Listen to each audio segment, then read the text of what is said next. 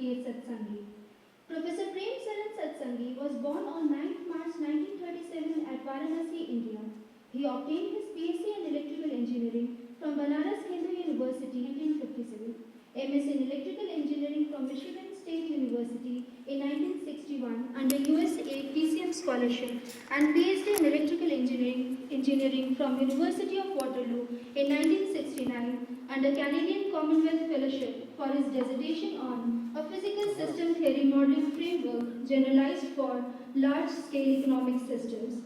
He served as lecturer in electrical engineering at Banaras Hindu University from September 1957 to May 1963 and reader in electrical engineering, University of Jodhpur from May 1963 to November 1964. Professor Satsangi served Indian Institute of Technology, Delhi for 28 years in various academic capacities such as Assistant Professor, Associate Professor, and Professor of Electrical Engineering, while also holding various important positions in administration such as Head of Department, Dean Undergraduate Studies, Dean Industrial R&D, and Managing Director of Foundation for Innovation and Technology Transfer. He had a formidable reputation as teacher, researcher, and leader in the institute. He worked as Honorary Director, Dalberg Education Institute from May 1993 to March 2002. His current position is Chairman, Advisory Committee on Education, Dalberg Education Institutions, a think tank constituted to suggest inter alia steps necessary for achieving highest levels of excellence in the DEI institutions at all levels. DEI Vision 2031 for next 2 decades of education at Dalberg was prepared in consultation with leading national and international academic and research institutes under his stewardship. Professor Satsangi's major contributions are in the field of applied systems engineering, including socio-economic systems such as transportation and energy systems. He was the founder president of System Society of India from 1981 to 84 and the first chief editor of its Journal of System Science and Engineering called Paritantra. He has published over 100 research papers in referred journals and has attended several national and international conferences. He has successfully guided and co-guided about 40 PhD scholars. He has been the recipient of several prestigious awards, including the National Systems Award, Lifetime Achievement Award conferred by IIT Roorkee, and Doyens of Systems Movement Award conferred by System Society of India. During its Golden Jubilee year in 2011, IIT Delhi bestowed the Distinguished Service Award on Revered Professor Satsangi in recognition of his tremendous contributions. Professor Satsangi is the Emeritus Editor from the East, along with Professor Stuart Hamlock as Emeritus Editor from the West of the recent edited volume, Consciousness, Integrating Eastern and Western Perspectives, with essays from philosophers and leading scientists from the East and the West.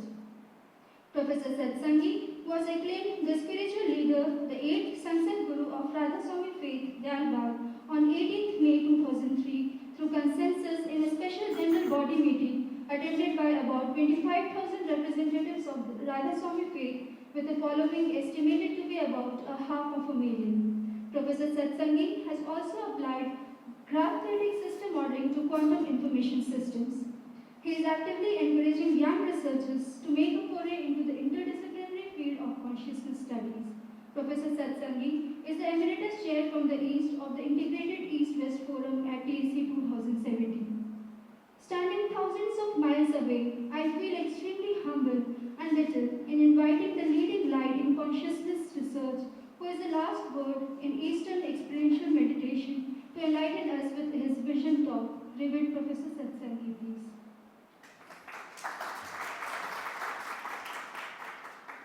Thank you, Dr. Pushpasani, for a very elaborate introduction. As Emeritus Chair from the East, I have great pleasure in welcoming the delegates at San Diego, California, as well as at Dalbagh Education Institute, Dalbagh, Agra. A few days back, I had an opportunity of participating at the second Indo-Canadian workshop held at University of Waterloo at the invitation of my former teacher, Professor Peter Rowe.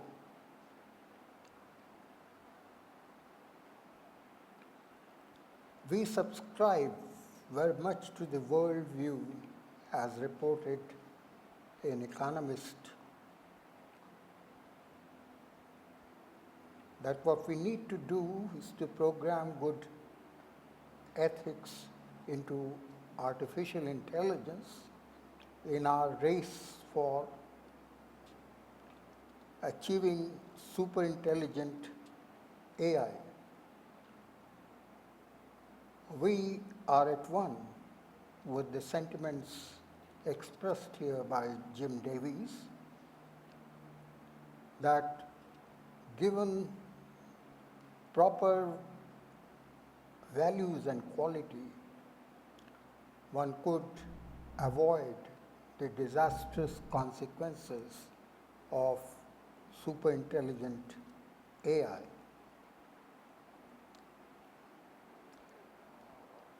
These are the sentiments expressed by the great thinkers and scientists from the West, like Professor Stephen Hawking. My interest started in applying physical system theoretic model based on topology and graph theory to the domain of macro as well as micro cosmic universe with the book listed here under code name God by Professor Mani Bhaumik. One of his professors later moved to the Albag Educational Institute as the chairman of the Department of Physics, and he brought this particular book to my attention.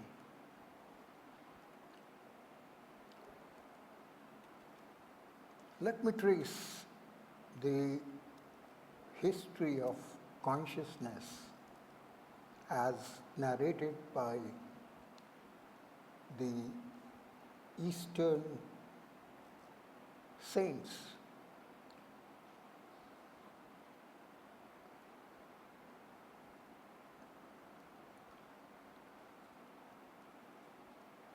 The points to ponder in this particular paper compiled by Prem Prakash Srivastav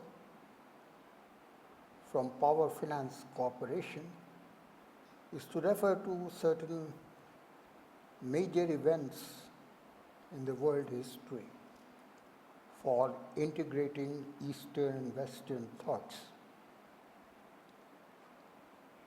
The Parliament of Religion is the first such event when the Parliament of Religions held from September 11 through 27, 1893 at Chicago, USA. Swami Vivekananda expounded in clear and simple terms the Vedanta system of philosophy, where he visualized a futuristic universal religion as follows. If there is ever to be a universal religion, it must be one which will have no location in place or time, which will be infinite like the God it will preach, which in its Catholicity will embrace in its infinite arms and find a place for every human being, from the lowest groveling savage, not far removed from the brute, to the highest man towering by the virtue of his head and heart almost above humanity, making society stand in awe of him and doubt his human nature. which will have no place for persecution or intolerance in its polity, which will recognize divinity in every man and woman, and whose whole scope, whose whole force will be centered in aiding humanity to realize its own true divine nature. So that's the first one. The second such event has been listed as the Surat Conclave Vision India 2020. A conclave of 15 eminent religious leaders across the leading religions of India was convened on October 15, 2003 at Surat, India, which concluded with the signing of the Surat Declaration. This conclave was also attended by the ex-President of India, Dr. APJ Abdul Kalam, and gave a peep into the strategic vision in quarters that matter. The vision document has as its centerpiece science and spirituality, and the need for them to interact. Rationality and logic are intrinsic to both science and spirituality. But while spirituality is driven by compassion and love, and a spiritual experience is the goal of a deeply religious person, a major discovery or an invention is the goal of a scientific mind. If both aspects are unified, we can transcend to that level of thinking in which unity is a cohesive aspect. Then there are two other declarations with which we have been directly concerned in modern times with our Divinity Forum at the Alba. Murar Declaration, the initiative was taken by Radhaswami Satsang Sabha de Alba by adopting Murar Declaration June 13, 2010 at Murar, India, for forging unity among different Radhaswami communities. This has been achieved in the sense that we have taken back all legal cases that were pending with the Supreme Court of India earlier. The Privy Council in Britain, for a long time, we have unilaterally withdrawn these cases from further consideration. So there is no conflict of interest. And the last one listed here is spiritual conclave of leaders of various Radhaswami communities held in 2010. And this has also been achieved in our desire to implement Murar Declaration. We have given it practical shape in the form of SPIRCON 2010. Thus, all the major religions have to pass through a process of thorough self-searching and self-criticism. The true, natural, and essential teachings of religion should be identified, and their fundamental unity should be understood. It should be realized that as all the sciences are one, all religion is one, and the natural path of religion has no denominational differences. When the ancient lesson of religion of fatherhood of God and brotherhood of man is recognized and followed, the way for world peace is naturally laid, and in no time will it be achieved.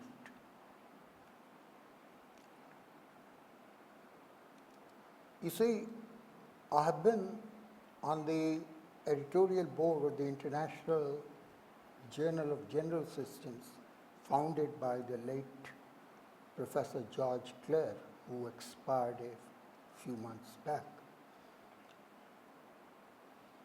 Every year, 50 and odd members of the editorial board are invited to send in their nominations and ratings for Best Paper Award for the concerned year. This year too, in 2016, this was done.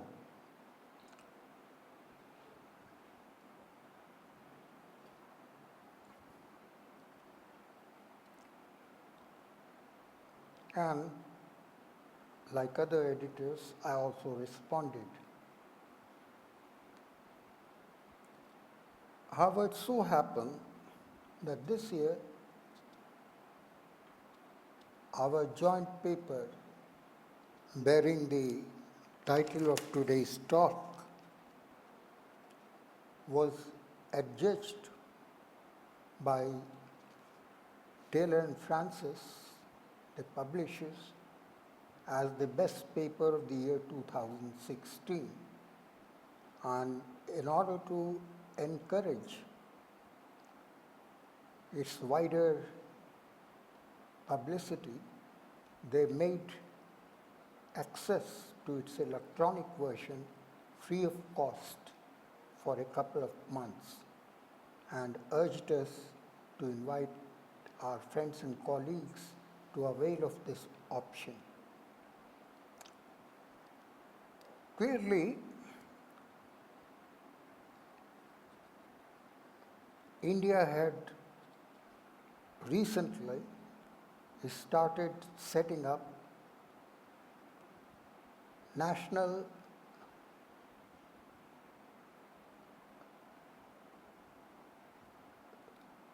institutional rating framework in order to classify the top 100 institutions throughout the world. We had not been particularly concerned with the alt net score, which had been introduced lately, and therefore our paper was rated with this score as perhaps just 6 or so. When we learnt about it, and Taylor and Francis invited free access to our paper to our friends and colleagues, the picture changed considerably,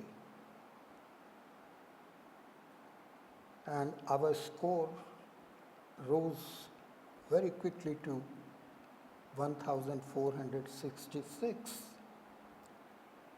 And soon afterwards, it became part of the trending research of the week.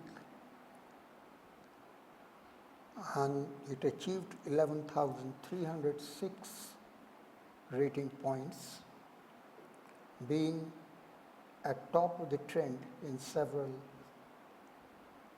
subdomains. And finally, it crossed all earlier record and reached a score of 11,826. That's when it appears that some moderation process got considerably worried about such a high score, and they deregistered our paper from the website. You see, we were not even familiar about this alt-net score and had allowed it to lapse to a low of 6. But then we learned about its importance, and with the generous offer of Taylor and Francis, with our subscription to the social media of Twitter demographics, we achieved this distinction. And the moderation process seems to be rather an anachronism in the sense that it's a totally hidden process and arbitrarily it has applied its decision. In the modern world, particularly relying on social media, this is unacceptable. And we do not care anymore about this kind of moderation. The point has been established that this paper has merited the highest ever score on the social media, alternate score. In a hush-hush moderation process which is obscure and has no transparency, they may do what they like. We have received these congratulatory messages coming from various quarters: Professor Elizabeth Berman, Professor Peter Walling, Professor Paavo Polkanen, Professor A.K. Mukhopadhyay, Professor Leonard Mlodinow, Professor Jack Tucson, Professor Joyce Singh from IIT Kharagpur, where, as I mentioned,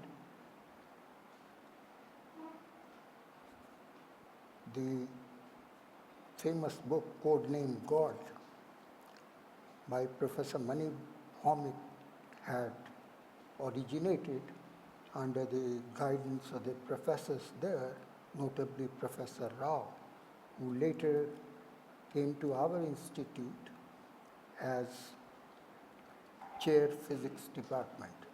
And he was kind enough to mention this book to me, and with my modeling experience in the field of topological graph theory, I could easily extend it to cover the entire domain of microcosmic as well as macrocosmic regions.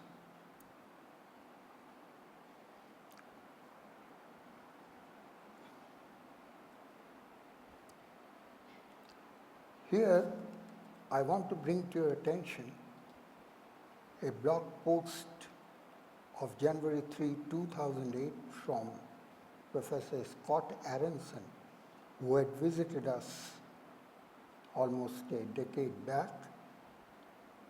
And he writes in his blog, these are students and religious pilgrims at the Dalbagh colony near Agra, the headquarters of one branch of the Radha Swami sect of Hinduism. They are laboring in the fields at dawn before coming in to hear me and others give quantum computing talks.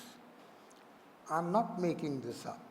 When I agreed to give a talk at the Dalbagh Educational Institute, all I knew about my hosts is that they were computer scientists near Agra who would take me on a guided tour of the Taj Mahal and arrange the logistics.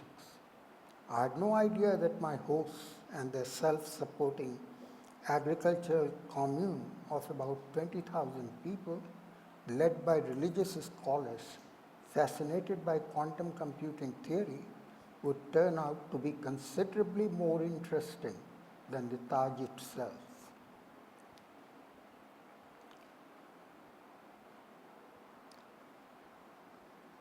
Why I'm putting this blog for display is to show that even a decade back, our community was well educated in quantum system modeling. And this had surprised Professor Scott Aronson too, that and he said that he had learned that over 200 people would be attending his lecture. He panicked because there aren't 200 people on earth who would care about this talk, let alone 200 people on the Hindu kibbutz near Agra. So he had his own fear in this sense, but this shows that we have been consistently at it, and for the last 15 years or so, our community has been participating in advanced topological graph theoretic models for consensus building, interpretive structural modeling, and their application to the field of artificially intelligent machines, super intelligent machines.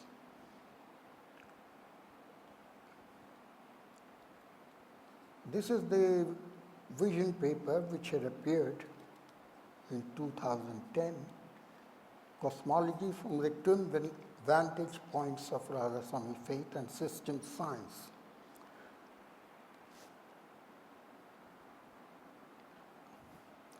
You see, the entire macrocosmic universe has been brought into its field with the basic variables as the consciousness across variable and spiritual currents, outgoing as well as incoming ones. And this is a closed system.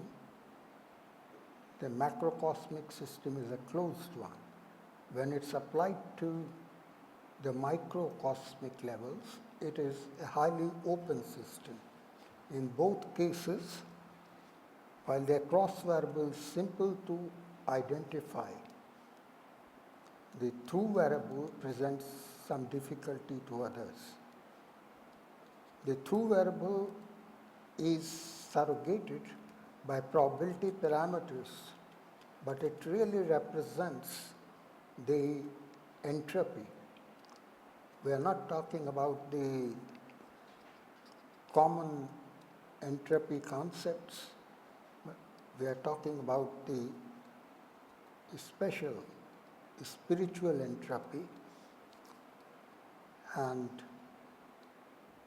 that is what is the right way of handling. So both for macrocosmic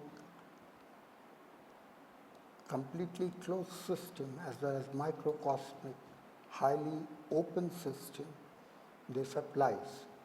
And we have shown it that topology gives the properties such that it could apply to the smallest systems at the microcosmic level and to the largest systems at the macrocosmic levels.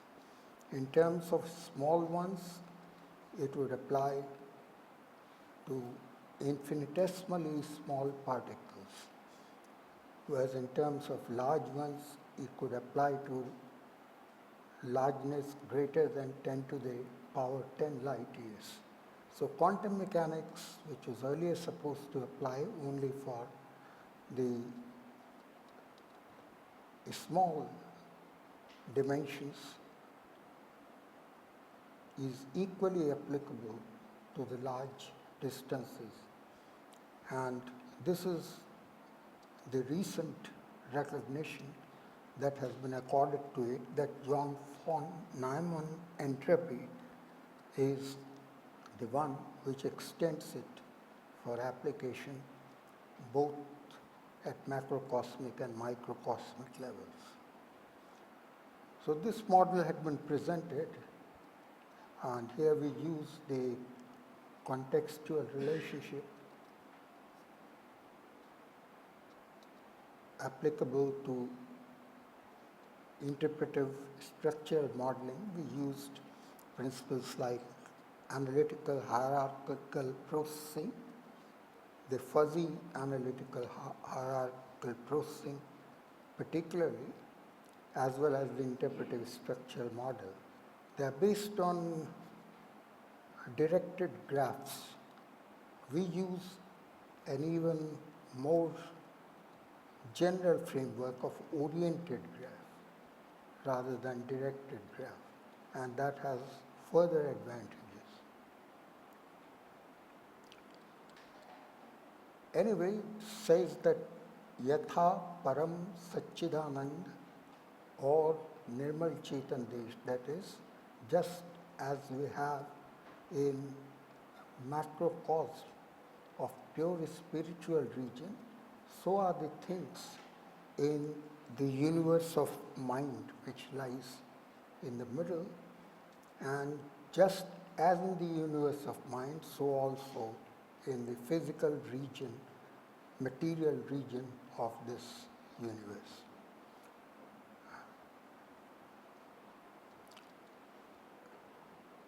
So this was another one which was delivered at the towards a Science of Consciousness conference in 2013. Both the SPIRCon conference as well as this one have been published in book form. This shows some of the details of man as a microcosm. This gives the entire vast universe consisting of multiverses.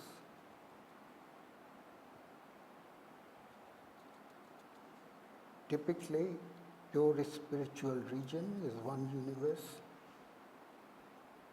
The spiritual region of mind has two higher and lower spiritual dimensions, and finally the material region of solar systems and their further higher forms. This is what appears in a recent issue of The Economist, pointing to quantum leaps as a result of the application of topologically valid graph-theoretic formulation.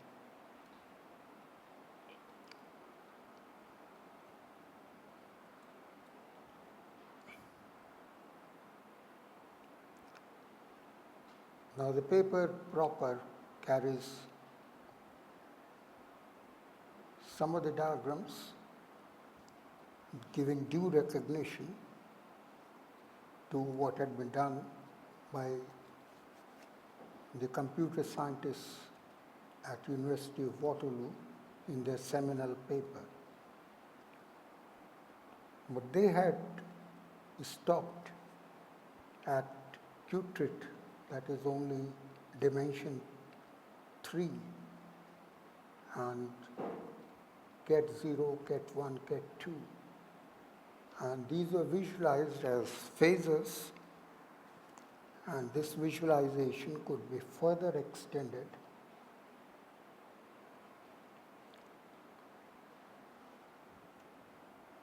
and these are the various diagrams of the hierarchical clustered quantum Hopf field network, and its system is schematic. This takes into account all kinds of interactions taking place both at the micro and macro levels.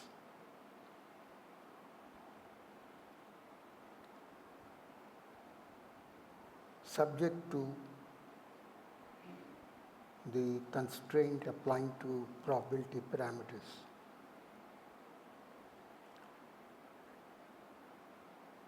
So we soon pointed out that if we continue this process,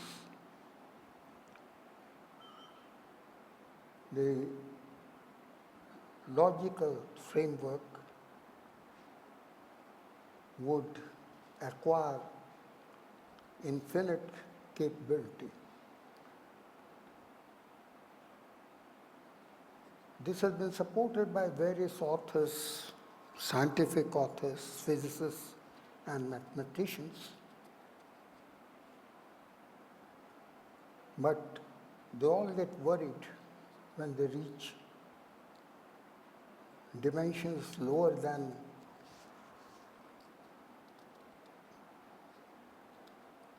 the Planck's constant. 10 to the power minus 35 meter, or dimensions higher than 10 to the power 10 light years.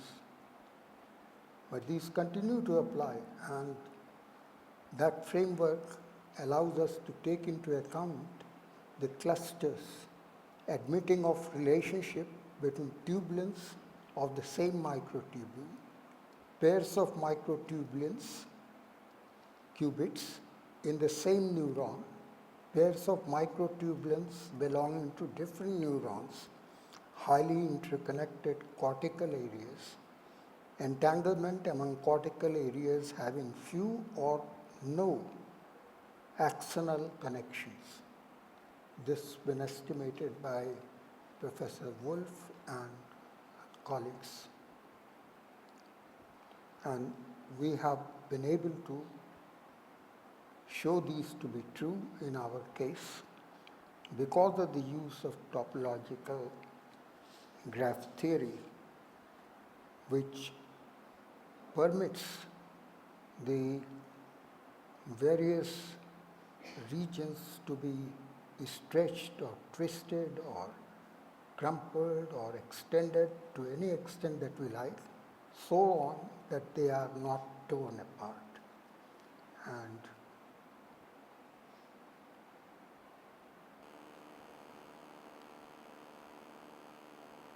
we have invoked exclusivity graph proposed by Howard et al. From University of Waterloo. However, University of Waterloo, while making use of these topological features, still relies on computation which is basically classical.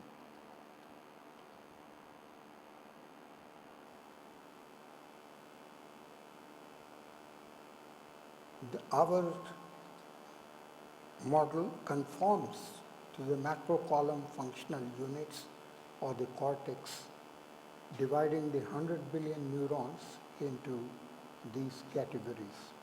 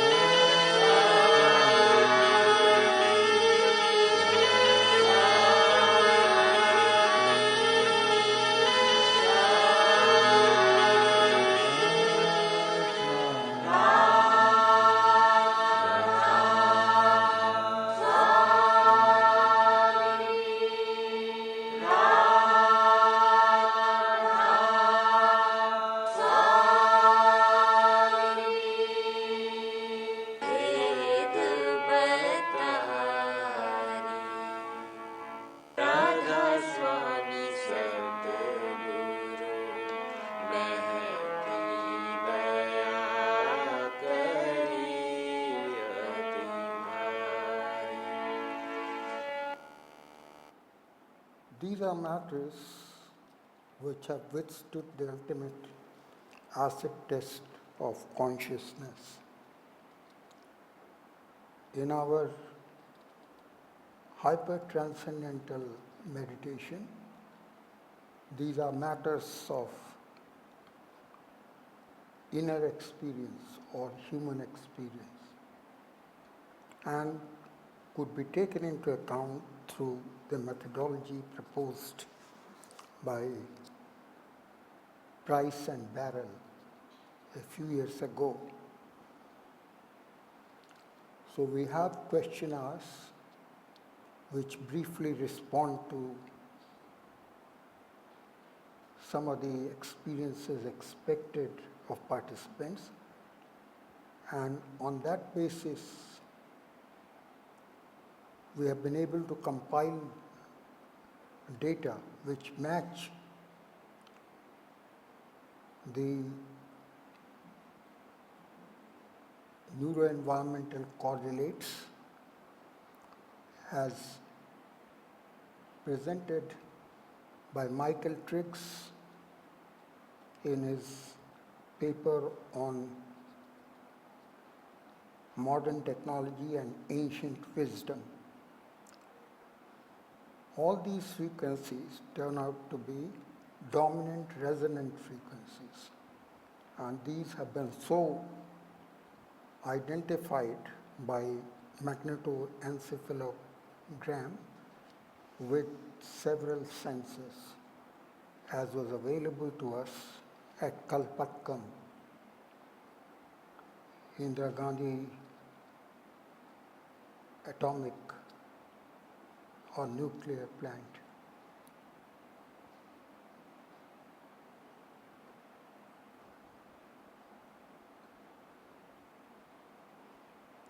So these are kept under a code name because we are not supposed to divulge these. Otherwise, once one becomes conceited or egoistic, one loses those capabilities. So these are kept as secret, but the methodology permits to identify them through modern magnetoencephalography with number of sensors, which is a non-invasive procedure too, and fMRI supports such a procedure.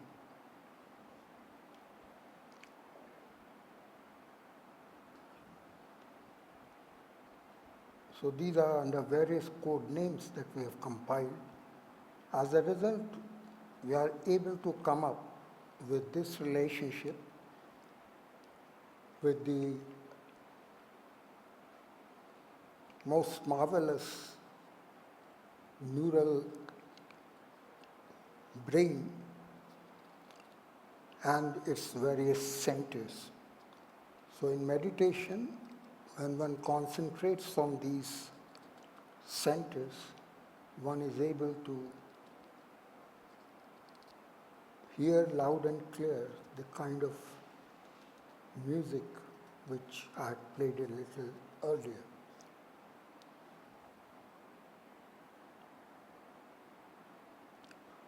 So we have given this universe of matter, universe of mind, and universe of consciousness, the purely spiritual region. And the equations are presented, the interactions are mentioned, using procedures like the ones I refer to as modern wisdom and or ancient wisdom and modern technology, fMRI, etc. These are recorded, and the description given here in brainwave frequency list as compiled by Michael Triggs match these observations.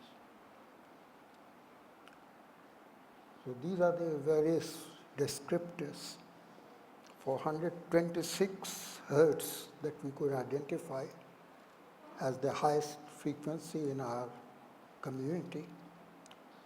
What Michael Triggs says is, this is tricky to paraphrase. So here it is as it appeared on the Planetware website. Meditation carried out to this tone will lead to state beyond good and bad, shame and guilt, beyond space and time, knowledge and wisdom, action and rest, and being and not being. It leads to a state where being has no name, to a state where the all one and the all encompassing are no longer separate entities, but are reunited at the one common origin, the original that is also you. So it permits superposition, infinite superposition almost, but it is unity primarily with superposition measured coherently at will. So this is the difference. At the highest frequency, it is primarily unity, but superposition at will, duality at will.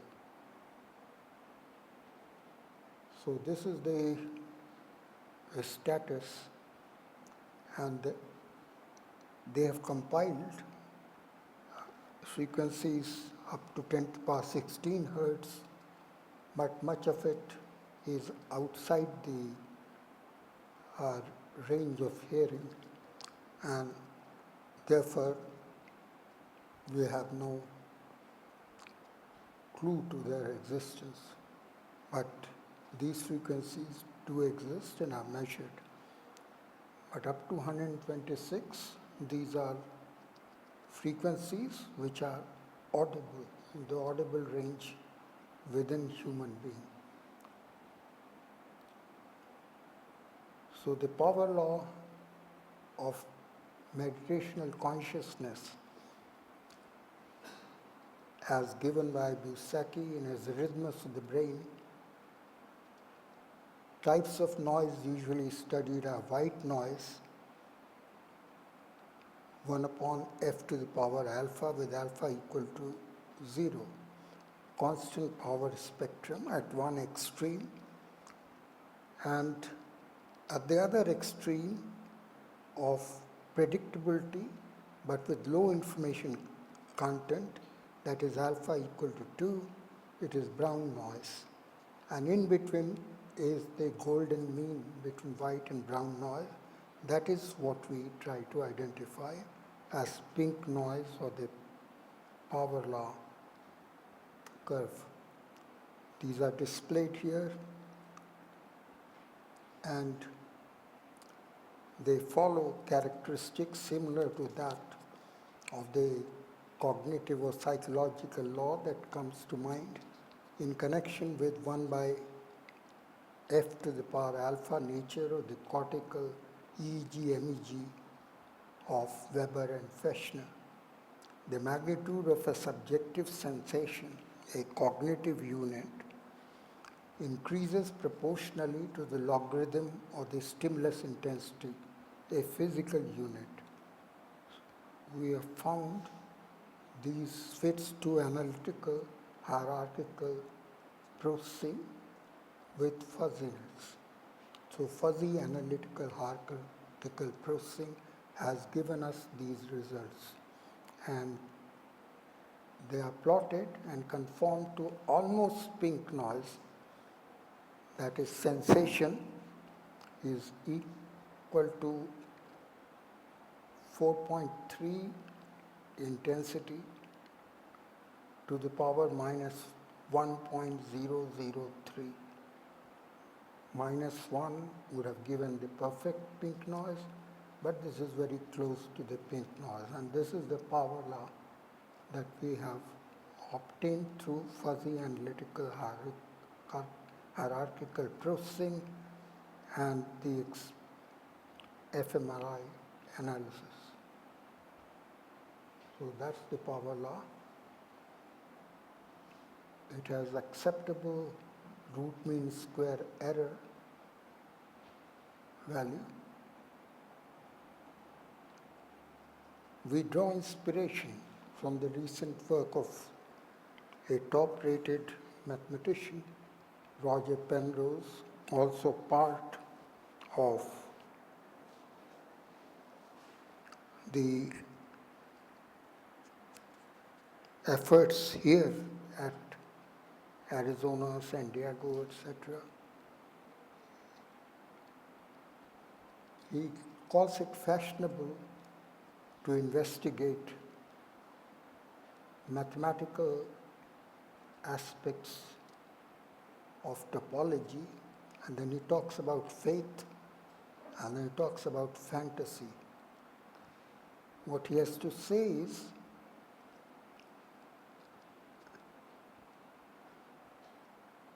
finally, Penrose describes how fashion, faith, and fantasy have ironically also shaped his own work, from twistor theory, a possible alternative to string theory, that is beginning to acquire a fashionable status, to conformal cyclic cosmology, an idea so fantastic that it could be called in certain quarters as conformal crazy cosmology.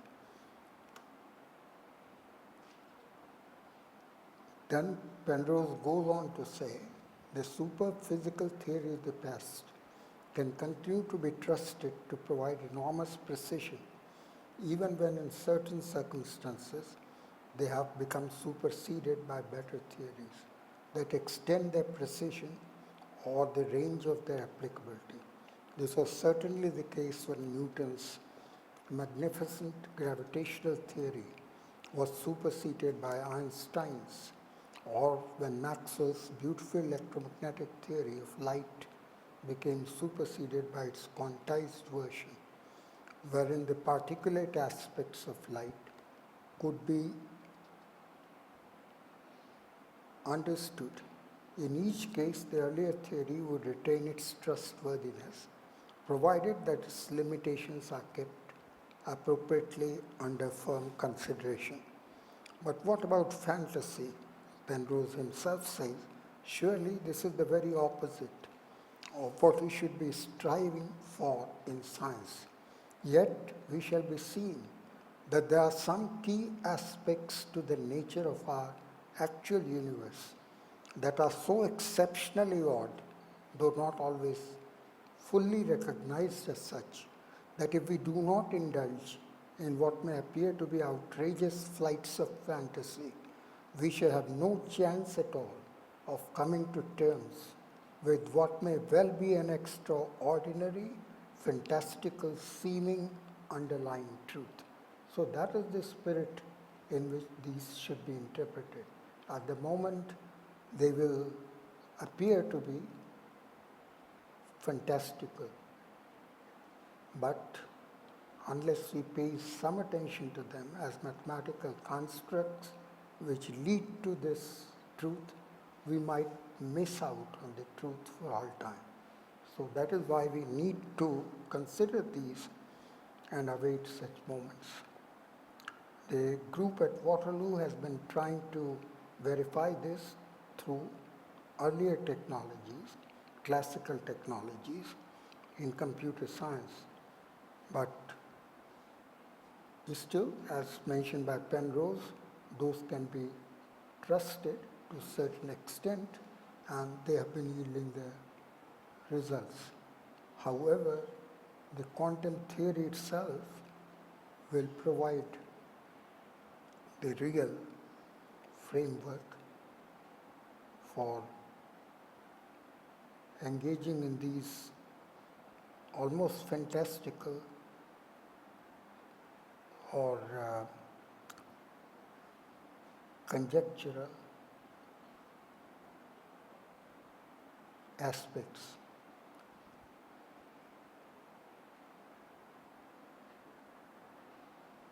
So Penrose has given certain mathematical appendices to make his point, and they are very interesting ones.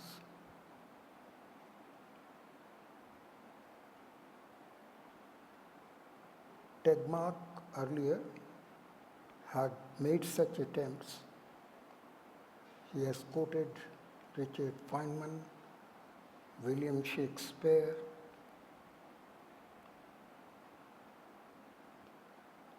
and then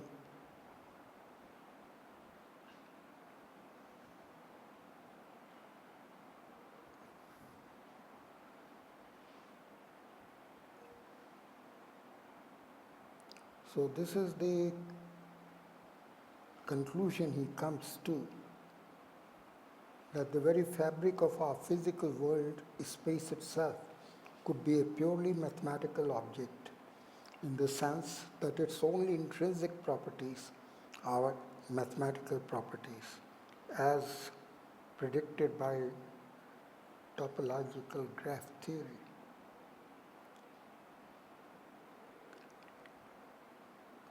So all these issues stand resolved when you interpret them in the correct way.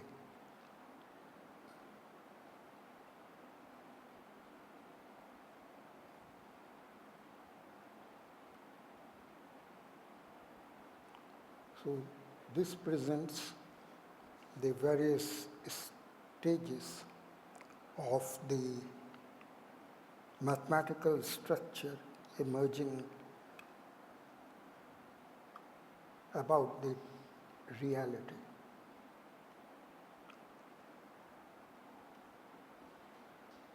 Carlo Rovelli has also something to contribute.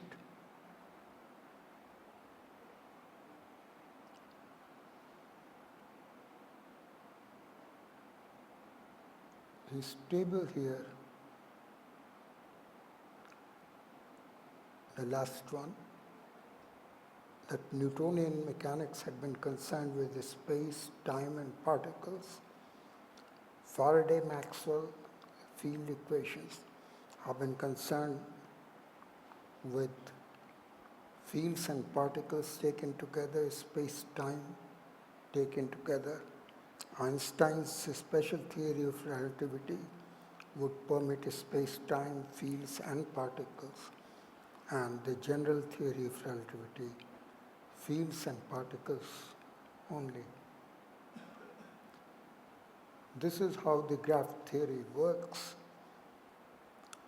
Individual region represented by a point could be stretched, compressed, twisted, but as long as it's not torn apart, the results hold. That is the miraculous part of it. So that is the present status, and this is all supporting. Therefore, they are now referring to so-called RQTC conjecture.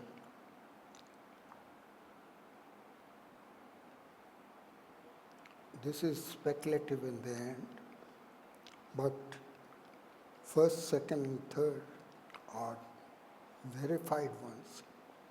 So we have to consider a speculative domain also, because finally all such fantasies lead to this kind of RQTC, that is relativity, quantum mechanics, thermodynamics, and lastly, consciousness.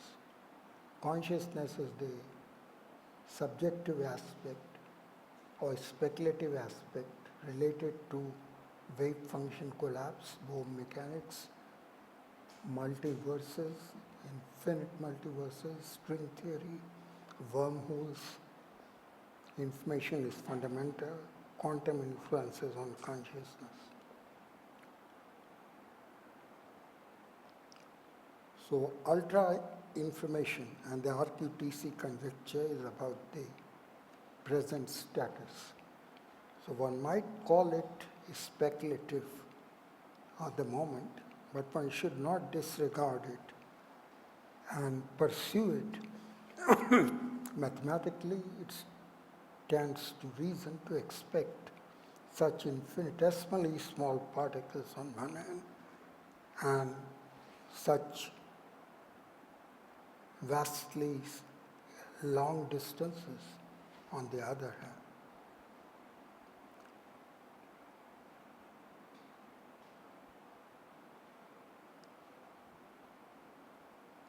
None of these violate any established physical or biological laws.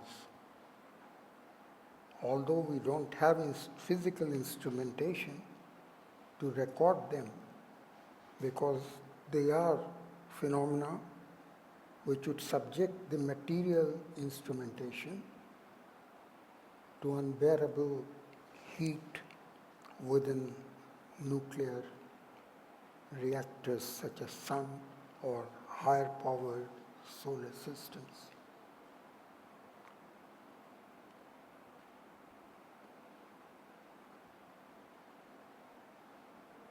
This is our own effort to bring out moral and ethical values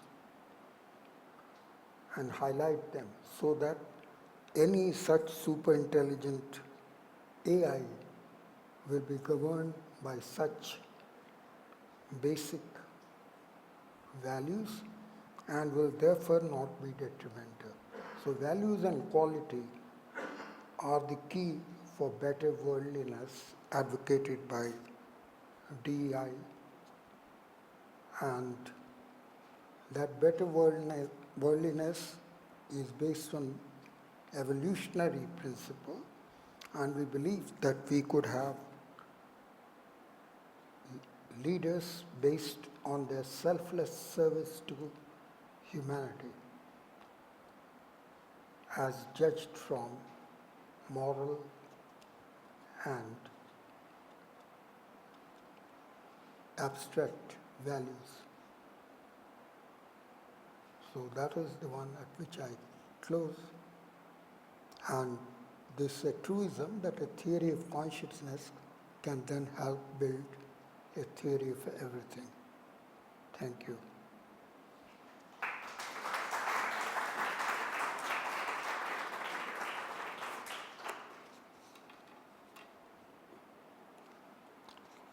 Well, we have a opportunity later of panel discussion. I'll be available for responding to any queries. Thank you.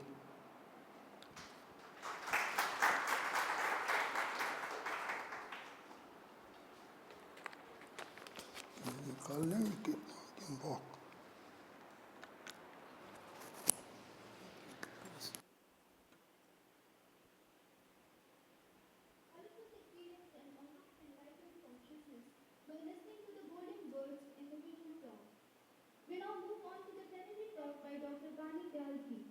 Dr. Bani Dalvi is Assistant Professor in Department of English Studies and Coordinator Information Communication Neurocognitive Technologies, Assisted Language Lab, ICNC Toll at Dalberg Institute, India.